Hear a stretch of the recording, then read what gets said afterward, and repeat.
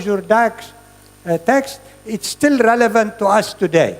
But Jourdain was also resting on the grand legacy of the Enlightenment philosophers, German philosophers, and the poets, starting with the famous poet Schiller, who actually thought, in the end of the 19th century or so, he thought that even Germany at this time, that's beyond the Renaissance, that's beyond the Age of Enlightenment, even Germany at that time has no future if it didn't look backwards. And his expression says, the Greeks are what we were, they are what we shall become again.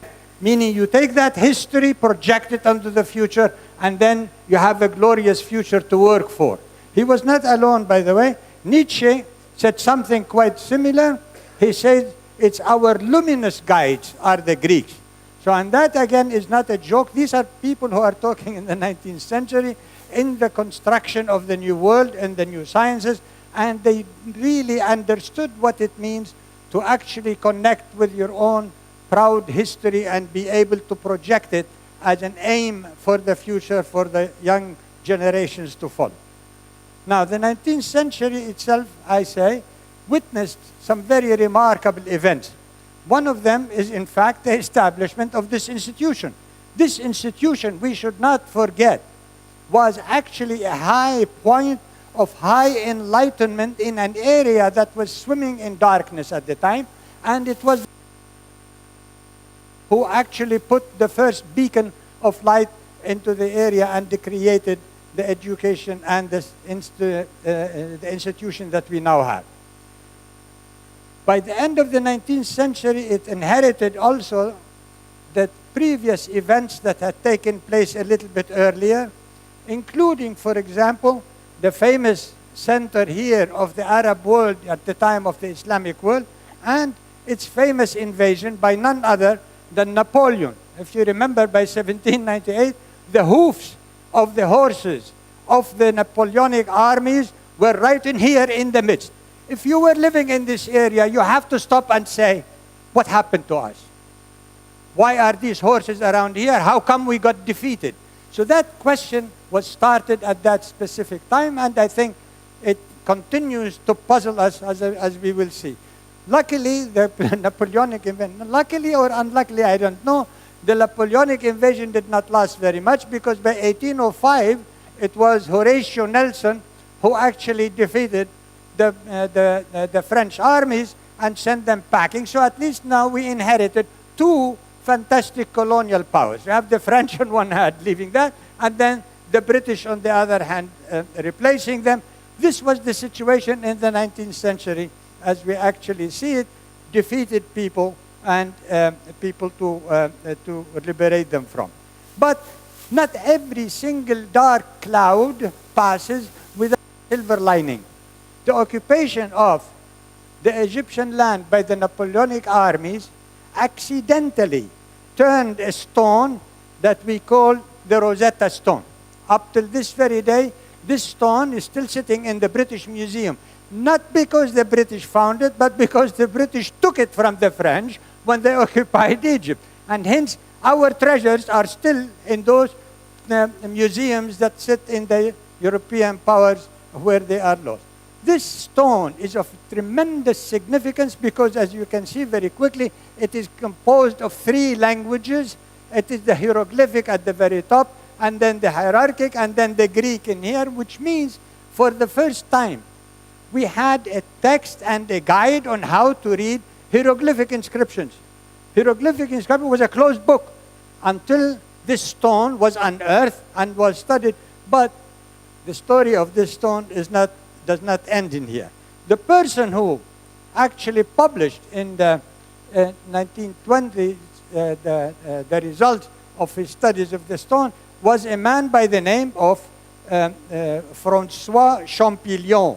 I hope you can see him. And this statue that we have it is in front of the gateway of the Collège de France.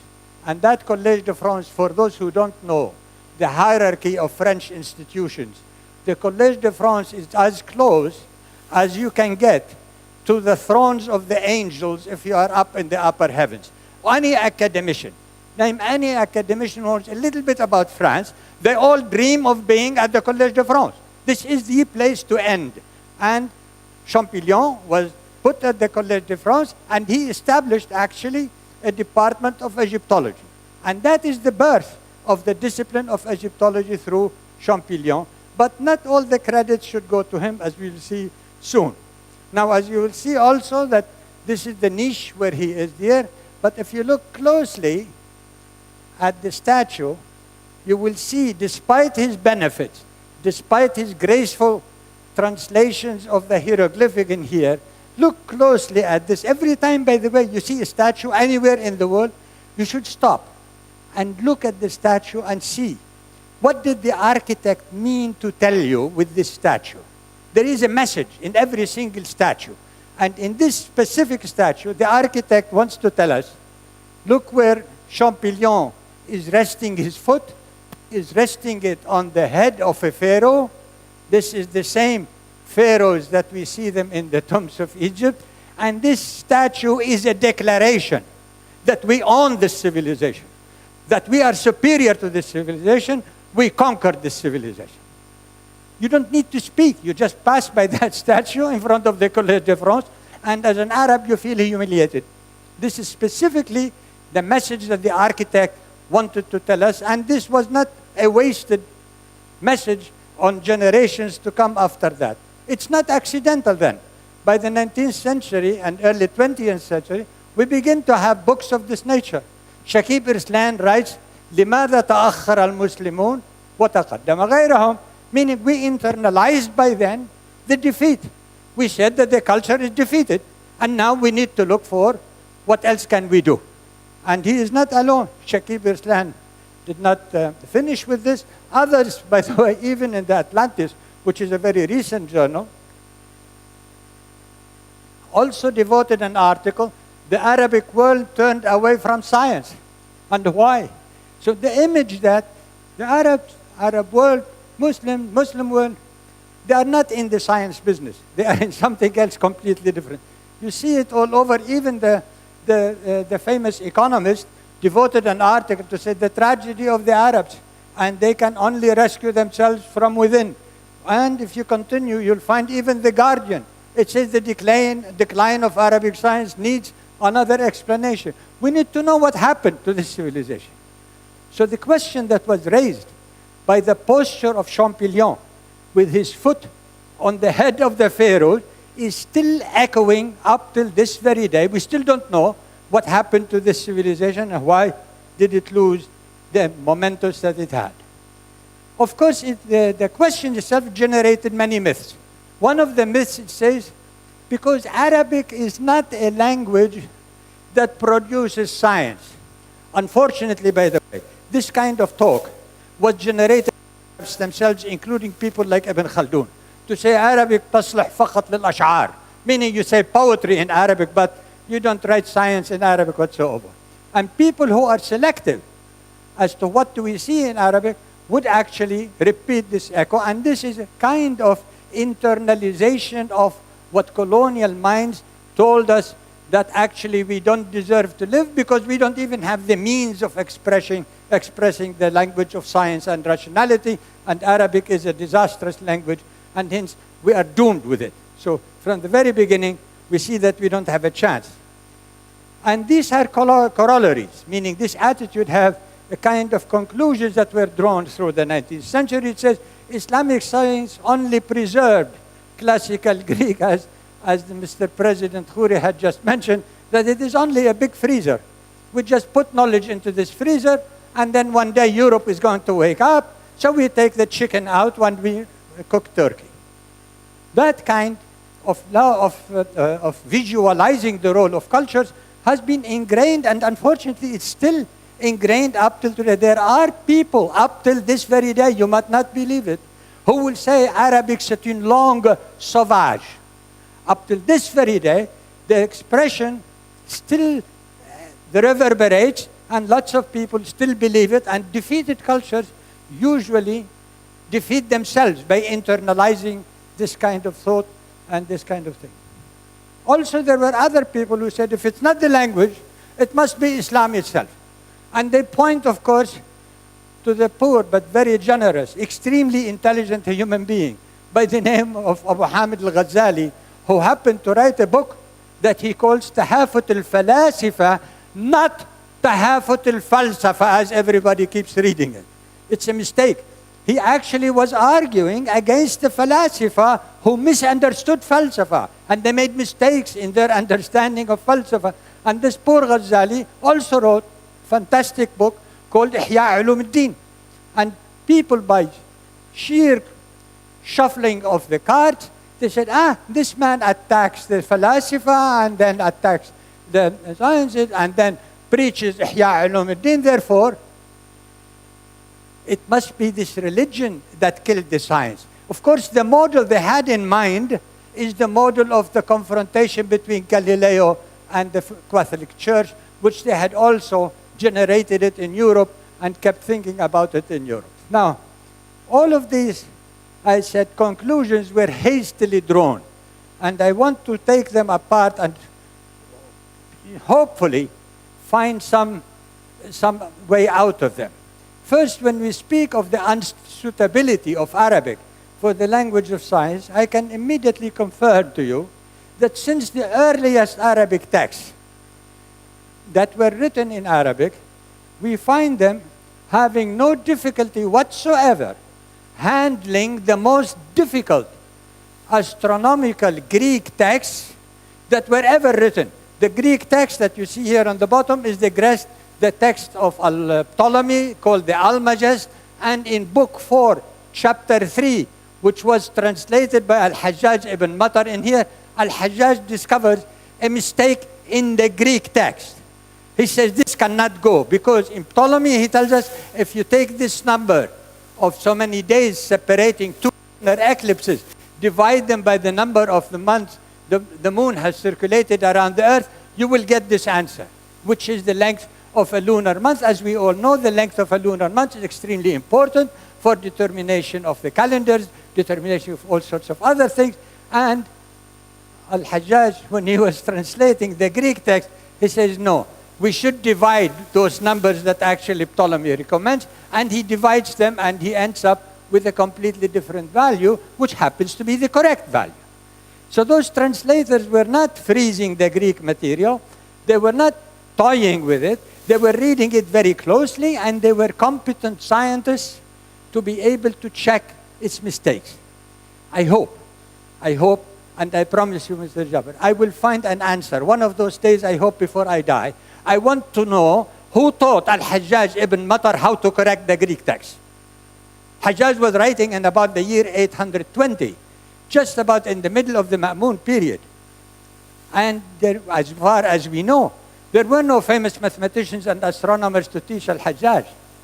But he learned the Greek, he learned the astronomy, corrected the Greek, produced a text that is impeccable for us to use. And that man, we need to know a lot more about him. We don't know that much about him so far, but we hope we do.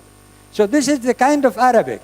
Hajjaj had no difficulty whatsoever rendering the most difficult Greek concepts, correcting the Greek concepts into a fluent language as you see it up there on the top of the page, and it is just fine. So Arabic did not hurt him, and Arabic was fine. Around the same period, a man by the name of Muhammad ibn Musa, those are not Muhammad ibn Musa al-Khwarezmi, who is very close to them in age, but this is Muhammad ibn Musa ibn Shakir. This Shakir had 3 kids, and he was a highway robber, by the way. It's a guy who really made his living from stealing stock markets and things like that, or the equivalent, or stopping people on the road and taking their money away. He has these 3 kids. He entrusted them to Al-Ma'mun. Al-Ma'mun decided to educate them. And one of them turned out to be a first-rate astronomer, that's Muhammad ibn Musa. The second, that's Ahmad ibn Musa, turned out to be a first-rate geometer, meaning a muhandis. And the third one turns out to be Ibn Ashab al-Hiyal, i.e. a person who understood exactly how to make mechanical engineering. Those were brilliant phases at the time. It is Muhammad ibn Musa in his very first treatise that he writes about the period, also a little bit earlier than 850. He writes in here in Arabic, describing how the spherical spheres carry the planets and how they move. And he, again, as you notice, he had no difficulty coining Arabic terminology. Coining it, he speaks of al-markaz ma, al-hawi mukhtalif, al-mutammim, and so on. So why should the language stop you? And those people were producing it, and they were not hampered by the power of the language, as powerful as it could be. But then, also in the same treatise, the same Muhammad ibn Musa, what does he say here? فَقَدْ اتَّضَحَ أَنَّهُ لَا يُمْكِنُ عَلَى وَجْهٍ مِنَ الْوُجُوهِ أن يكون خارجا عن فلك الكواكب الثابتة جسم مستدير يتحرك بحركة خاصة له ويحرك بها.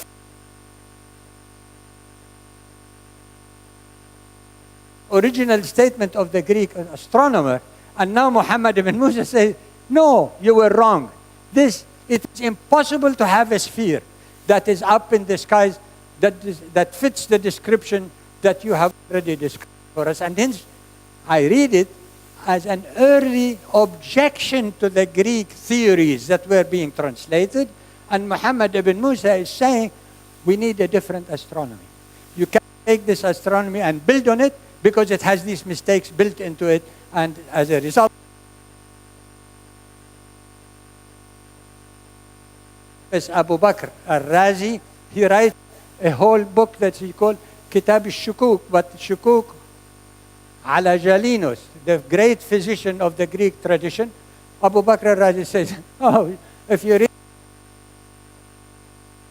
now I collect them all for you in a book that he calls Al-Shukuk ala Jalinus. So in other words, this doubting tradition now becomes a tradition within the Islamic civilization itself. And a generation after that, you have another book by the famous Ibn al-Haytham who says, Al-Shukuk ala Batlamyus. So meaning the major scientists of the Greek tradition are shredded to pieces now, and nobody was preserving the Greek tradition. They were shredding it and rebuilding it with their own new interpretations of how science should be operated, what should we do with it, and that is what these people were producing at the time. And then if Arabic were to be a real problem for writing scientific material, I invite you to look at this text that was written by a man called Shams ad-Din al-Khafri, who died in 1550, meaning in the middle of what we call the age of decline in our civilization. Remember, everybody says after Ghazali, the civilization went into decline because Orthodox Islam took over, and from there on, Assalamu alaikum wa rahmatullah, and that's it. We finished with it. This man, Khafri, who died in 1550, was still producing first-rate mathematics, produced actually descriptions of models of the movement of the planet Mercury of such complexity without using even diagrams. He is using sheer linguistic descriptions. He uses the material in Arabic, through Arabic, forcing people to rethink the astronomy that they had inherited. And now, the Arabic did not seem to have a difficulty for him. Now we look at the religious role. If Ghazali actually killed the scientific spirit in Islamic civilization, then me as a historian, what am I supposed to do with the works of all those people that I have actually reclassified them as the people whose work deserves to be the golden age of Islam, which is all post-Ghazali period, and I'll give you only some of those names. Look at them. Every single one of those died after the period of Ghazali, and every it's a tremendous material for us. What do I do with them if I were to believe the story that there was no science being produced? Shall I bury these things and say, forget them, this is age of decline? Shall I look at them and study them and say, our supposition about the power of Ghazali killing science needs to be doubted again? And actually every single one of them, including the famous Ibn Shatir that the Mr. President has just told us, who influenced directly the works of Copernicus. This Damascene astronomer who lived in the Umayyad mosque and who produced enough for somebody like Copernicus to copying them, making a mistake in explaining them. This is how you catch the thief, by the way. When somebody takes a model and describes how it operates, and he does it correctly, you can say, well, maybe he discovered it independently. But when somebody takes a piece of work and tries to describe how it works and makes mistakes, then you catch the thief. And you say that is the point that he really did not understand what he was talking about. He was taking it from Ibn Shatir, and that is our best proof for this. So if this is the case, neither the language was an impediment, nor Islam was an impediment. So what really happened? Why did we get into the era that we are in? And let's not kid ourselves. We are not in a brilliant era. We are living in the depths of the age of decline. And that, I am not covering it up at all. As a matter of fact, I'm inviting you to think about it so that we realistically know what happened. If we don't know realistically what happened, we will never be able to get out of the pit. We are in the pit, and we need to climb out of it, and hopefully we should know. And the best guide that I have found so far is the by Adam Smith. He said, has been, as you see, discovery of America and that of a passage to the East Indies by the Cape of Good Hope are the two greatest and most important events recorded in the history of mankind. This is not trivial. He is identifying something that we keep forgetting. Historians of science keep thinking which formula they didn't solve correctly in mathematics. They keep forgetting that there are all sorts of social factors, there are economic factors, there are political factors, all sorts of factors that we should look at them. And Adam Smith was smart enough to say that the discovery of a new world like America, the circumambulation of Africa, are tremendous improvements for human civilization. They produce very, very important results, and we should look exactly at their effect. And if we look at their effects, indeed we find the very important results.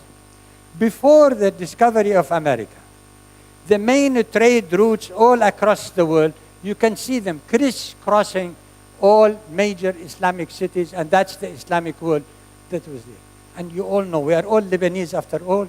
We all understand what it means to have a trade route. Once there is a trade route, there is money to be collected somewhere. Somebody is making money, somebody is getting rich. So that, as a result, if all the trade of the world, before the discovery of the Americas and the likes, were crisscrossing the Islamic civilization, wealth was here. And if there is wealth, you are going to produce. And the production now is capital, and then you'll be able to get out. But right after the discovery of the New World, and meaning the discovery of America, look what happened. You see the trade routes, all of them now are gone over the Atlantic. Now they go around Africa. They avoid the Islamic world. What does it mean when you stop having trade? You go bankrupt. It means that you really go under. And that going under now actually has repercussions. Adam Smith also said the significance of the in the 15th and 16th. Their consequences have already been very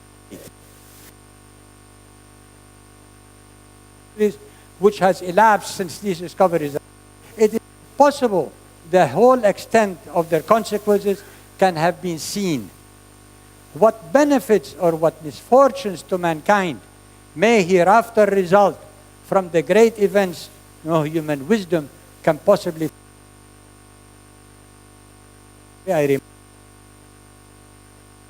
Political movements, they don't appear tomorrow. It's not like a cook and the pot overblows, you turn off the heat. These things take about 500 years, sometimes 200 years, sometimes longer to have effects. And when you see the effects, then you can actually take them over. And now, in our world here, what happened is immediate after that. You can see between the years 1500 and 1550, the old Islamic world was splintered because of poverty. Once you are poor, children bicker among each other if the family is poor. They begin to blame each other who did the wrong deal. And then we have the Ottoman Empire on one hand, you have the Safavid Empire here, the Mughal Empire, the splintering of the Islamic world, and immediately, the minute you splinter people, they will fight across the borders. All you have to do is look at the present borders that we have all over the Arab world, Islamic world. Once you have a border, you have a war. Right there at that border, and that border now begins to be the major thing that you see in your view. Smith also forgot to mention other consequences of the discovery of the New World, because the discovery of the New World, by the way, brought to Europe tremendous amounts of gold and silver from the Latin Americas and from the Americas, which were two precious metals that were becoming very thinly distributed over the old world, meaning the old world was in need of gold and silver. Now, all of a sudden, Europe has tremendous influx of gold and silver, and once you have capital, Mr. President, as soon as I have capital here, I'm going to build a science center, but I need lots of capital for a science center so that children from high schools, from elementary schools can come and toy with instruments, look at the planetaria, look at the skies, get inspired. These kinds of things, you can't build them if you don't have the capital. You have the capital. And the results of this also, that science began to be organized as a business. That is very, very crucial shift intellectually. See, once you begin to make money from an object or from a trend, you immediately institutionalize it, and then you try to make more money. We all know, and we know friends who are capitalists and all that, and we know capital drags other capital, so brings things into the movements, and hence science was organized as a business as a result of this. Also, once you have a business and you like to retain the benefits that come from the business, the immediate thing that follows are monopolies. Because once I make some profits, why should I share the profits with somebody else? Unless if there is a moral reason. Remember, in the Quran, in the Prophet's message, man ihtakara kafara. And then it says also, if you deprive your other fellows from the knowledge that you have discovered, علم علما وظن به جاء يوم القيامة ملجما بلجام من نار. So we have moral reasons not to actually monopolize. But apparently, the European Renaissance and thereafter, immediately after, they found no qualms with this, and hence the birth of science, the modern science that we know as an organized business, flourished here. By 1477, the Republic of Venice issued the very first patent. Patent is just another word for monopoly. And it is actually the way to make money from an intellectual enterprise. And none other than the famous Galileo, the father of modern science, he actually made a patent on an instrument he claimed that he could discover, which now we can document it clearly, that he got it from Arabic sources for about 200-300 years before him, and we know that this instrument was not the discovery or the work of Galileo. But he popularized it, he sold it to the army, to the Navy at the time, and when his student, Baldassar, to write for it a manual on how to operate that instrument, he sued him for incursion on his patent. This is the father of modern science, by the way, suing his own student for infringing on his patent. And that is not a trivial thing for a guy like Galileo. Also, it produced the birth of academies. Once you have tons of money, you can actually now bring into a room 100 scientists and say, look, tomorrow morning, you don't have to worry about your breakfast. You don't have to worry about educating your children or supplying for your family. I'll give you all the income that you want. You don't need, just sit and think. You put 100 scientists in a room and ask them to think. One of them is going to produce a brilliant idea. That one idea will commercially be enough to fly the academy and to bring commercial profit. And hence, as a result, science will no longer be an investment in loss. it will be investment into the future. And hence you transform science into an investment enterprise. And that, the first academy, for example, the Scientific Academy, which was initiated in Italy in 1603, the Accademia delle Scienze, one of its early members was also Mr. Galileo. He was the money. He was there, and actually if I tell you a bigger joke, I hope I have enough time, but I'll give you a little bit more. Galileo took his telescope and he turned it onto Jupiter, and he found that there were moons that were running around Jupiter. With that telescope, he could have gone home and written a treatise and says, the Aristotelian universe has just collapsed, because I have seen evidence, it is right there. Jupiter now is the center of motion rather than the Earth, because I see the moons moving around Jupiter. He didn't do that. He didn't go. He was not searching for the reality of things. He went home and wrote a letter. He said, look, I found these moons. I am willing to call them after you if you give me money. See, Galileo was a smart businessman at the same time.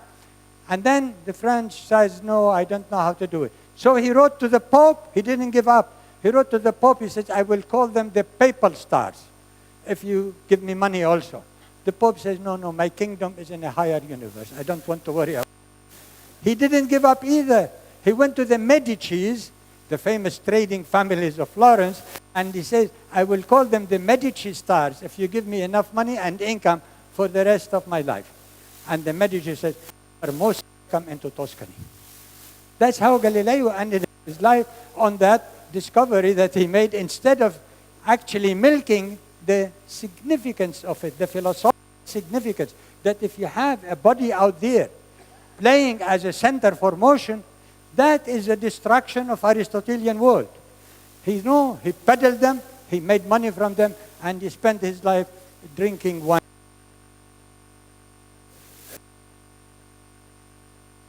Societies also, by the way, every single self-respecting institution, by the way, including this Lebanese institution, I hope you all had a hand in the establishment of the Lebanese Science Academy. There is such a thing, by the way, for people who don't even know about it, but it does exist. The Lebanese Science Academy is imitating others. Every self-respecting institution actually creates an academy. But missions, enough funding, and enough support so that they will create. And that creation, you don't burden them to go and teach and then on the weekends come to the academy and make money, or make new discoveries. Those academies were all, by the way, it's not accidental that the French Academy, the English Academy, the Austrian Academy, all of them were founded between 1600, 650. So all of those are not accidental. So for modern times and for the foreseeable future, what do we see of these movements in history? What I see is that now science is becoming and continues to become an engine of making further money. It's no longer seeking the Aristotelian certainty. Remember Aristotle, he wanted to tell us, we wanted to know the truth of things as they really are. Well, that was good. That is good dream, you talk about it. But now the scientists are saying, I want to produce science that satisfies this pharmacological company to produce a specific medication so that that will make money. So now science is really an engine of making money, and it will be so for the foreseeable future. I do not know any modern scientist who is not driven by the grants that come from corporations and from pharmacological companies.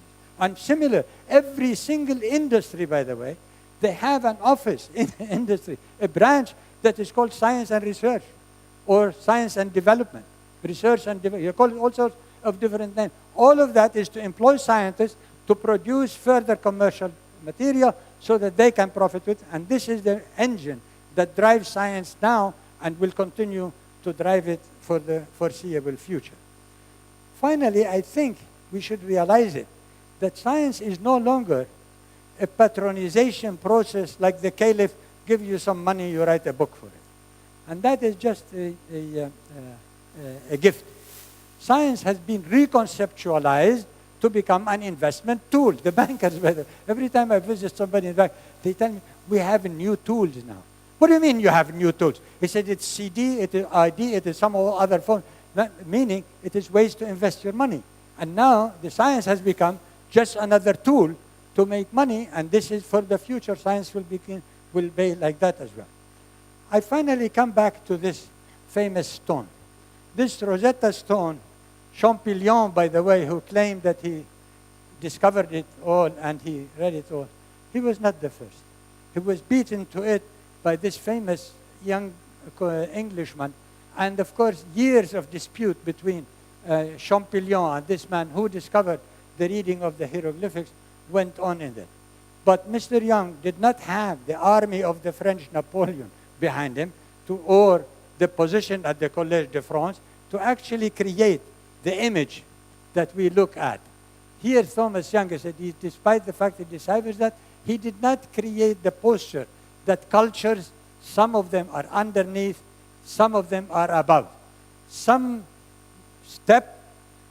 are stepped upon. So this ranking of cultures came really from the Champollion mind, which is a brainchild of the French occupation and the French colonialism of the time, and it stays with us. I think this is my last slide, except to say, what is the mission of the Farouk Jabre Center now that I would like to do?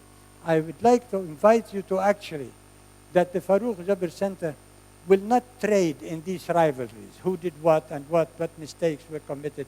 And instead, I think I would like us to build a new, fresh vision of cultural history. Will undertake to charge and investigate such aspects of Arabic Islamic civilizations where facts replace myths.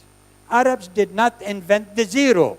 Everywhere I go, people tell me, oh, you guys, you invented the zero. No, we did not invent the zero, but we did something much more tremendous than this. It was the Babylonians who invented the zero. We should give them credit.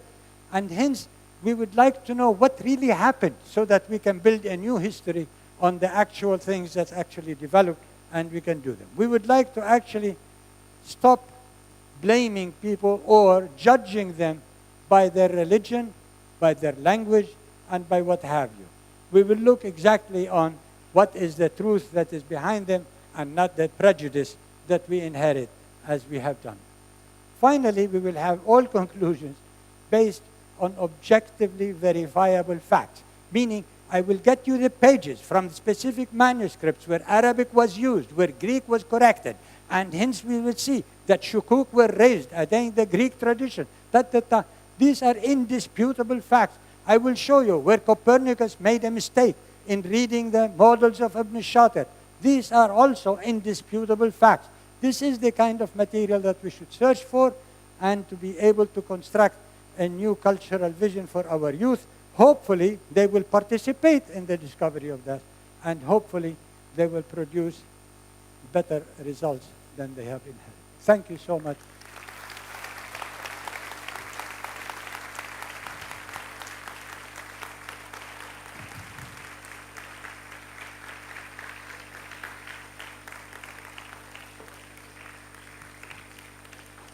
Okay.